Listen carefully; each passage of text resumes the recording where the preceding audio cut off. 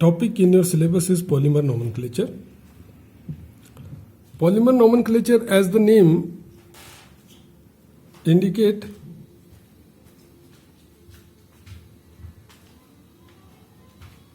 it is how to name the polymers, and it is of three types. Number one, based on the source. किस source से polymer बना है, किस monomer से polymer बना है, उस मोनोमर के आगे पॉली लगा देना है और ये आपका नोमेनक्लेचर हो गया. जैसे ethylene is the monomer, poly ethylene is the name of polymer. So name of polymer is nothing poly plus name of monomer without break. कोई बीच में गैप नहीं है, कोई तोड़ना नहीं है नाम को. और ये सिस्टम जो है वो एप्लीकेबल उन्हीं पॉलीमर्स के लिए है which are synthesized from single monomer. जैसे यहाँ पे पॉलीथीन अगर है तो सिंगल ही मोनोमर है, कोई 2 3 4 मोनोमर नहीं है, एक इथाइलिन मोनोमर है. Similarly formaldehyde is the monomer CH2O, polyformaldehyde will be its name. So this is the nomenclature based on their source. Second type of nomenclature is based on their structure. यहां पे poly लगेगा पहले, फिर name of the structural grouping attached to the parent compound in bracket. जैसे कि मान लो ये hexamethylene diamine है CH2 NH2 NH2 hexamethylene diamine, और ये एडिपिक एसिड है CH2 COOH COOH. अब एडिपिक एसिड और COOH और NH2 के बीच में जब रिएक्शन होता है तो अमाइड बनता है. क्या बनता है? CONH. ठीक है, तो इसका नाम होगा स्ट्रक्चरल यूनिट का लास्ट होगा इसका अमाइड. क्या आएगा इसके नाम के लास्ट में? अमाइड. अमाइड बनता किस किस से है? अमीन से और एसिड से. किससे बनता है? अमीन और एसिड से. तो अमाइड से में सबसे पहले आएगा आपका अमीन का नाम, वो ये है. फिर आएगा एसिड का नाम, वो कट दिया. एसिड के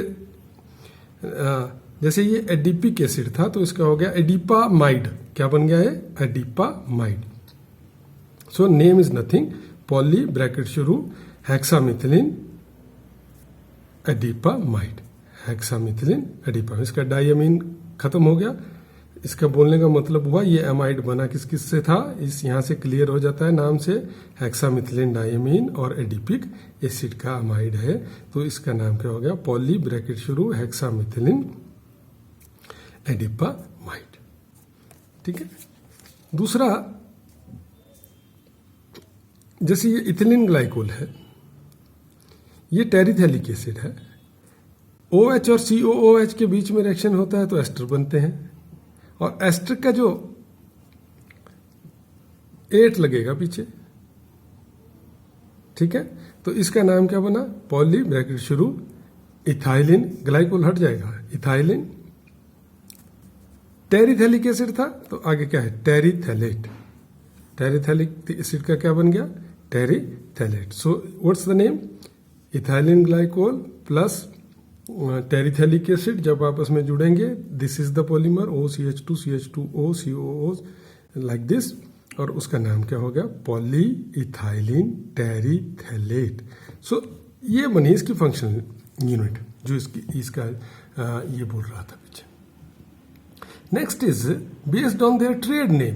ये सिंपलेस्ट है, जो मार्केट नेम से जाने जाते हैं. जैसे अभी हमने पॉलीअमाइड देखे पीछे, हेक्सामिथिलिन डायमीन और एडिपिक एसिड, उसको नाइलॉन के नाम से जानते हैं. पॉलीअमाइड जो भी हो नाइलॉन के नाम से जाना जाएगा. अमाइड का पॉली बन गया तो पॉलीअमाइड को ट्रेड नेम एक ही मिला है, नाइलॉन. कौन कौन से मोनोमर है उसके हिसाब से, अगर एडिपिक एसिड और हेक्सामिथिलिन डायमीन थी तो दोनों में 6 कार्बन एटम होते हैं. हेक्सामिथिलीन डाइअमीन में भी और एडिपिक एसिड में, तो उसका नाम हो जाएगा नाइलॉन 6,6। सिमिलरली अगर हेक्सामिथिलीन डाइअमीन है तो 6 कार्बन है उसमें, और लेकिन सिबेसिक एसिड आ जाता है तो उसमें 10 हो जाते हैं कार्बन, तो उसका है वो भी पॉलीएमाइड ही, तो उसका नाम क्या हो जाएगा, नाइलॉन 6,10। एक मॉलिक्यूल में 6 कार्बन एटम, दूसरे में 10 कार्बन एटम। तो इस तरह से नोमेनक्लेचर थी ये। थोड़ा सा आइडिया नोमेनक्लेचर का, इतनी इस बहुत ज़्यादा नोमेनक्लेचर का है नहीं पॉलीमर्स में, जैसे IUPAC नोमेनक्लेचर दूसरे ऑर्गेनिक कंपाउंड्स की होती है, वैसा नहीं है। Now the next topic in your syllabus is molecular forces and chemical bonding in polymers. Molecular forces and chemical bonding in polymers. तो ये जो है